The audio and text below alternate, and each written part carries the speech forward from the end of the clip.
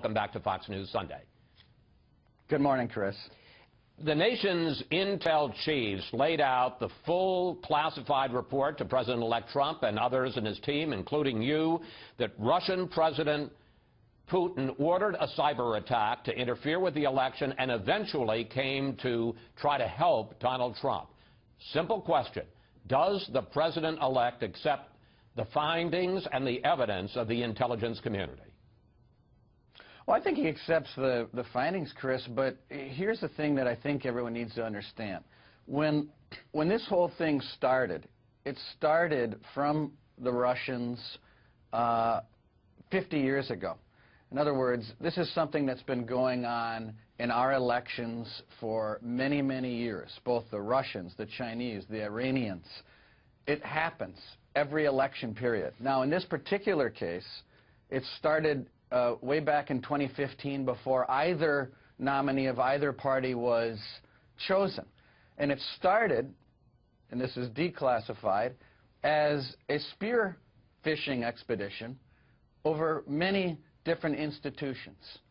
It just so happened that the DNC had nearly no defenses on their system, and when they were warned multiple times by the FBI, they didn't respond.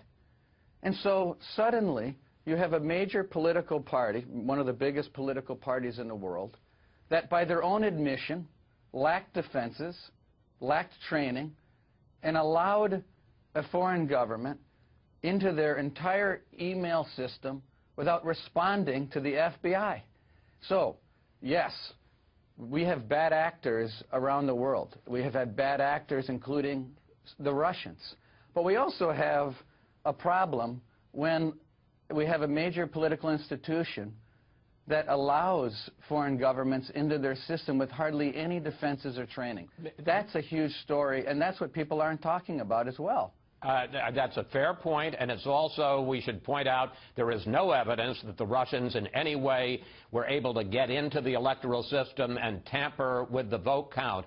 But on Friday, hours before he had the briefing, Donald Trump said that this was, quote, a political witch hunt. So I just want to be very clear on two specific points. Does he now accept, because you say, well, this has been going on for years, never to this extent, never the hacking and dissemination of emails, and you can argue as to whether they were in some way were complicit in it because of their weaknesses, that we've never had this kind of dissemination before. Does he accept that the Russians were behind this hacking campaign, yes or no? Well, sure. I mean, he's not denying that entities in Russia were behind this particular hacking campaign. But let me just respond to your point, though. You say, never have we had such a massive. Yeah, but here's what we have. We have the DNC as a sitting duck. So if you have a person wait a second, Chris, because it matters to your point. It matters because if the DNC allows any foreign entity into their system and says, here's 50,000 emails, you can have them. Well, voila. Now you have the biggest dissemination of emails that we've ever seen in the history of America. Well, who do you blame more for this? Who do you blame more for this, Reince? Do you blame Putin and the Kremlin, or do you blame the DNC? Who's the primary actor here? First, listen, the primary actor is the foreign entity that's perpetrating the crime to begin with. Which was? No doubt about it, Which Chris. was? I'm not denying that. Which was? I'm not denying that. I'm not denying it. And what was that foreign entity? What I'm saying is Russia. But what I'm telling you is that we also have a situation where you have people at the DNC. Let me ask you this. Anyone listening out there, if you had multiple calls from the FBI, and you said, by the way, Chris, this is the FBI, I think someone is in your system and stealing all of your emails, and you ignore multiple calls.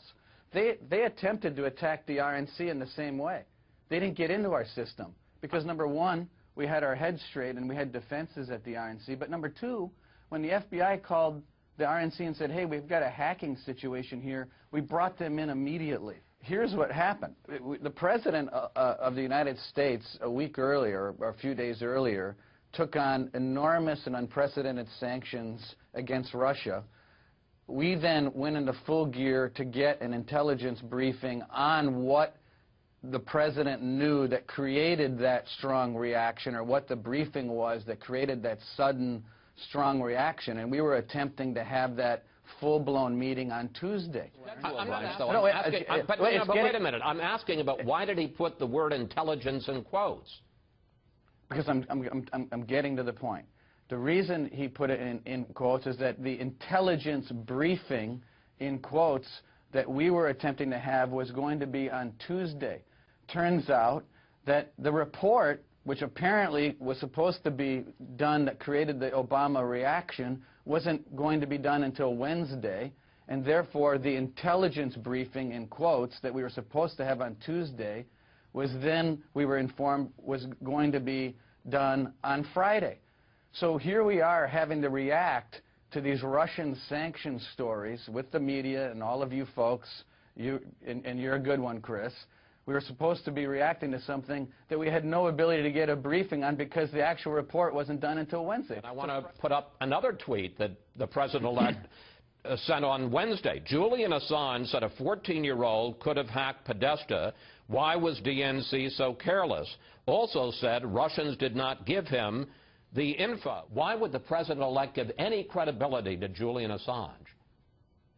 Well, first of all, to your other point, he has tremendous respect for the people in the intelligence community. In his statement on Friday, there's a very first thing that he said, and he wanted to make it very clear to everyone working hard in the interests of our foreign intelligence that he appreciates them very much. As to Assange, he doesn't think this guy's a good guy. He put, in quotes, things that he had said. He didn't say, I support this guy. He didn't say, I think he's a good guy. Yeah, but why even quote him? Why give him any credibility? He's the president-elect. I think his point is that, well, wait a second. I think his point is that the DNC was so lacking in any of their defenses, by their own admission. Okay, we got that. I'm just asking why he was having any... Perhaps a 14-year-old could have gotten into the... No, but perhaps a 14-year-old could have gotten into the DNC. When you have staffers opening up emails that say, you know, I'm stranded in Mali and I need $20,000, click on this link, and the DNC is clicking on these links, you know, I got to tell you something. No one thinks that Assange is a great guy. I can assure you of that.